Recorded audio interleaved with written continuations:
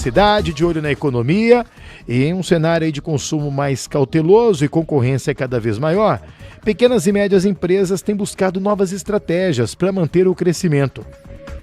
Você, meu amigo empresário, você microempreendedor, você que é investidor também, se liga só nessa conversa que eu vou ter agora, porque investir em estrutura comercial, presença digital e relacionamento com o cliente tem sido o caminho adotado por muitos negócios para ganhar eficiência e aumentar a rentabilidade.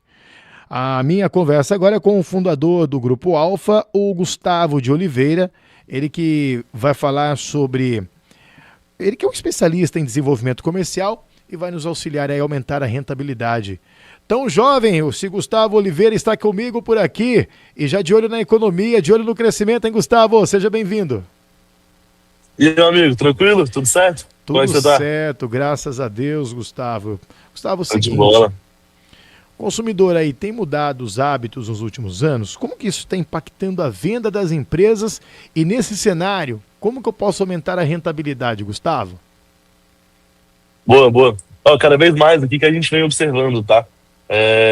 Com o avanço das redes sociais, com o avanço da internet no geral, o consumo ele passa cada vez mais a ser também digital. Então hoje, por exemplo, a Alfa, né, que é a minha empresa principal, hoje a gente atende, na nossa maioridade, restaurante. Então o que a gente percebeu? O consumo no salão dos restaurantes diminuiu muito e aumentou muito o consumo no delivery e também retirada. Só que qual que é o ponto? As pessoas hoje em dia, elas só conhecem novos estabelecimentos por conta da internet. Então, seja por anúncios, seja pelo que os donos, por exemplo, postam, ou então pelo que as equipes de marketing postam falando sobre os estabelecimentos. Então, o padrão de consumo vem mudando bastante, com certeza. Ou seja, as pessoas primeiro ela dá aquela pesquisada. Eu sou de uma época que a gente olhava no Google, agora a gente olha no Instagram, nas redes sociais, não é? E agora ainda está crescendo muito inteligência artificial, né? Então a galera nem pesquisar no Google mais pesquisa, agora pesquisa, por exemplo, no ChatGPT. Vai um GPTex ali, ó, restaurante do Gustavo, vamos Exato. ver o cardápio do restaurante. Ô Gustavo, mas sabe o que eu noto no comportamento também? O que eu vou falar agora não é científico, é apenas uma observação sistemática minha.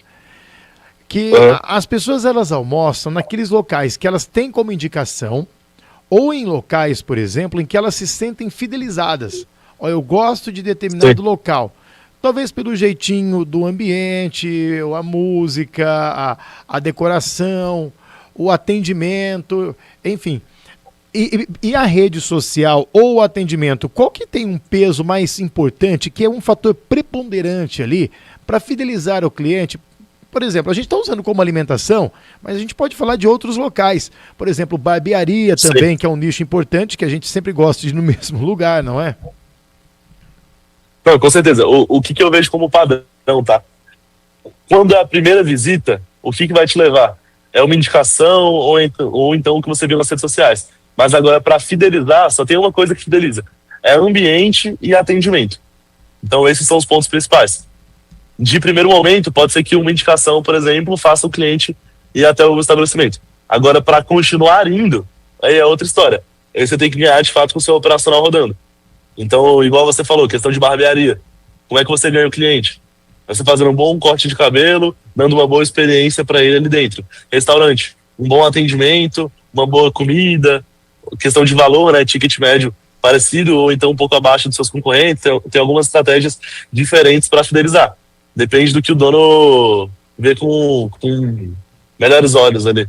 Bom, a gente falou da área de alimentação, mas tem uma área que eu acho que é de extrema importância a gente falar, que são os profissionais liberais. Como que eles podem fazer isso, por exemplo, Gustavo?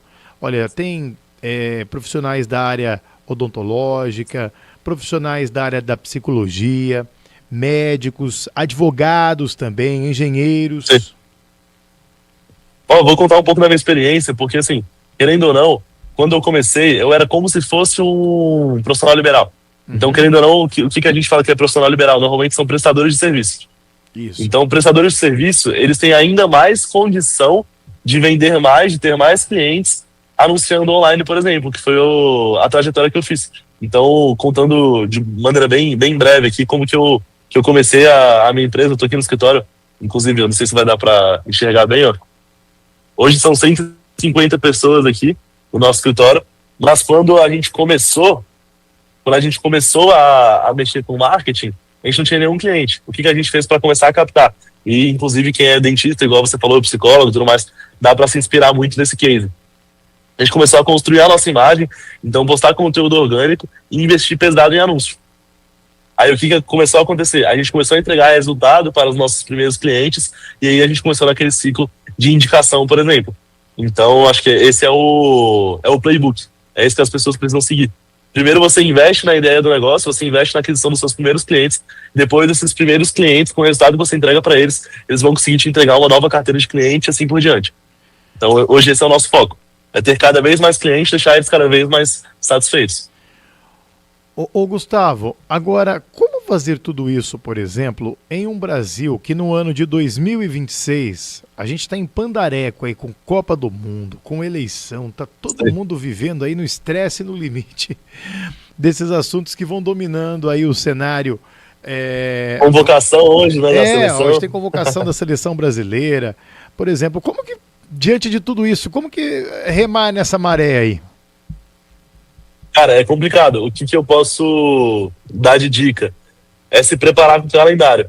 Então, entender as sazonalidades, entender que, porra, esse ano é um ano de Copa do Mundo, de fato, esse ano é um ano de eleição, então tem que se preparar antes, tem que ter um calendário bem formado, até para você não ser pego ali de calça justa, né? E para quem está querendo entrar no rumo do empreendimento, tem alguma tendência de consumo aí que vai vir forte agora nessa segunda metade de 2026 para 2027 já? Tem algumas. Consegue o que eu posso dar? Como? Consegue adiantar pra gente? Tô curioso aqui, hein? O que eu posso dar como dica, tá? No geral, acho que é ficar muito atento para os novos mercados. Então, eu sempre gosto de ficar muito de olho no mercado de inteligência artificial. Tem cada vez mais pessoas falando sobre isso e, consequentemente, mais oportunidade. Então, querendo ou não, hoje, até pelo que eu mexo, eu tendo a olhar mais para as coisas digitais, né, do que para as coisas físicas. Então, eu diria que as principais oportunidades, tanto de 2026 quanto de 2027, vão ser na área digital. Perfeito, Gustavo. Muito obrigado pela sua participação. Gustavo de Oliveira, especialista em desenvolvimento comercial, fundador do Grupo Alfa, falando um pouco mais sobre rentabilidade e oportunidades de negócio para quem é empreendedor, profissional liberal, empresário também. A nossa audiência aqui da Rádio Jovem Pan News, Presidente Prudente. Boa tarde, viu, Gustavo? Valeu, tchau, tchau.